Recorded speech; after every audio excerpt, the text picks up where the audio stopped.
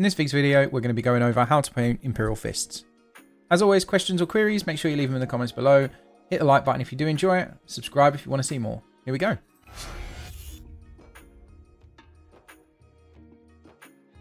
To start off, we're going to airbrush the yellow. We're going to use 1 part water, 1 part Vallejo Flow Improver, and 1 part Vallejo Game Air Moon Yellow.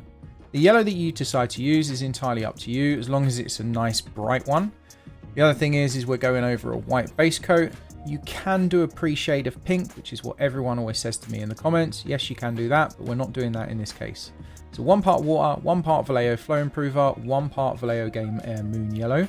What we're going to do is we're going to try and build up a nice solid coat over a white primer. We want the white because obviously it's going to give us a nice foundation for this yellow to go over. What I will say, although airbrushing is supposed to speed things up, and it absolutely does, take your time with it, build up the coats slowly. The minute your paint starts looking wet on that model, stop airbrushing over the top of it and let it dry. Otherwise it's going to puddle and it's going to spider, and you don't want that. Give it a chance to dry before you do another coat. You can see that I'm using a hairdryer. I do this quite a lot. If you've got wet paint, use the hairdryer to dry it off. Nice and simple, and then build up the layers again until you get to a nice, consistent yellow across the whole model. We are going to be working over the top of this, so it doesn't have to be perfect. It's just the foundational color. After this, we want to lift this yellow up. So what I'm using here is a Vallejo Game Air Orange.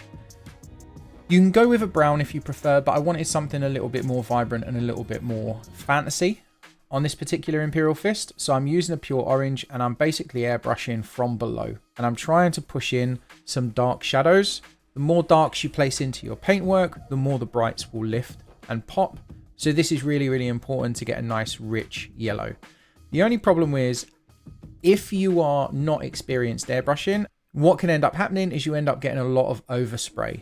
So you'll end up with a lot of orange, and it will look more orange than yellow, which is what I have here. So once you've done that, go back with the Moon Yellow, which is what I'm doing right now, and airbrush from the top. What this will do is it will blend the transitional point between the orange and the yellow, and it means that you can knock back the amount of orange. So you reduce the amount of orange, and you end up with this much nicer transition and something which looks a little bit more natural. And you can see the yellow pops nicely. The lower half of the model is nice and dark, and the underside, so it has lots of depth and it looks really interesting. Once again, build up these coats slowly. If the paint starts looking wet on the model, stop airbrushing, let it dry. You don't want it to get that far, otherwise you're going to make the paint spider. You can see that I've blacked out all of the details. I want a nice dark foundation for painting everything else. When it comes to airbrushing, what you can end up with though is quite a washed out result, as in the paint consistently goes into the recesses. So some of those real extreme recesses aren't dark enough. So what I've done here is Games Workshop Seraphim Sepia wash. I'm going into the main recesses and I'm just dropping it in. A lot of people use Agrax Earthshade, and I have done in the past as well. But for this particular finish, remember I want a little bit more of a vibrant yellow, a fantasy yellow. I'm using Seraphim Sepia because it's nowhere near as strong. And all I'm doing is I'm selectively picking in the recesses. You can also do this with a contrast paint. I'm not sure what one I'd use, but you could try a brown contrast paint. That would probably be a little bit more forgiving, as they do tend to be more forgiving than the washes.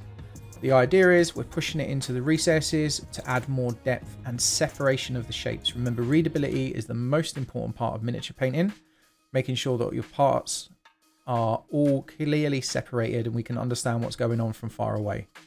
Once you've done that, on that same train of thought, I've got the Vallejo Game Air Moon Yellow, and I've added in a little bit of white. If you want a paint to actually use instead, just use Vallejo Game Color Ice Yellow would be a really good highlight for this. The idea is we're just going to go in and we're going to edge highlight everything. Now, I know not everyone's a fan of edge highlight in every edge, neither am I, but for tabletop pieces, it's really, really potent. And we want, once again, to reinforce this idea of readability. So put in all of your edge highlights. They haven't got to be perfect, because the stage next we get to hide any imperfections, so don't panic. But place in any edge highlights so it pops and you can clearly see the separation of the shapes. Next up, when army painting, what can end up happening is you can end up making mistakes quite easily. So what we're going to do is a bit of blister sponge with some Rhinox hide, remove the excess, and what we're going to do is just add a little bit of chipping. You don't have to do this.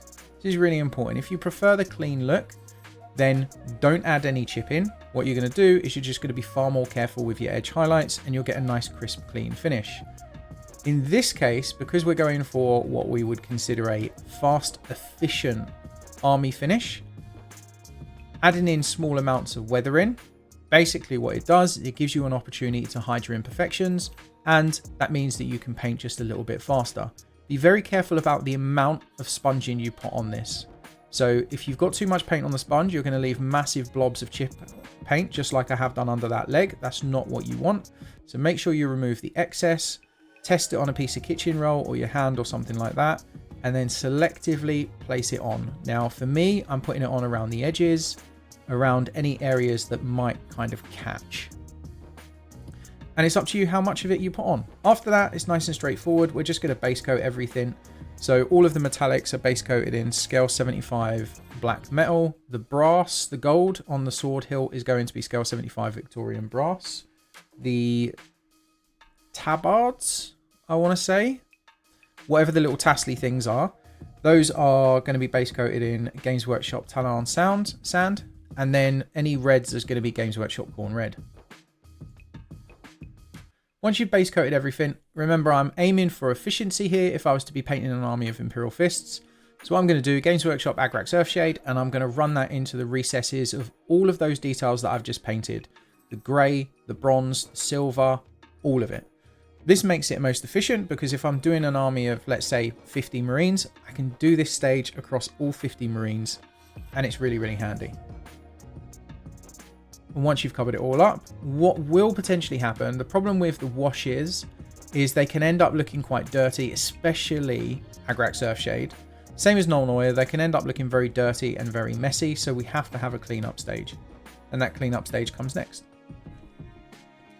And for anyone who does follow this tutorial or any of the tutorials, feel free to share your work in the Discord. We've got a Discord channel available for everyone.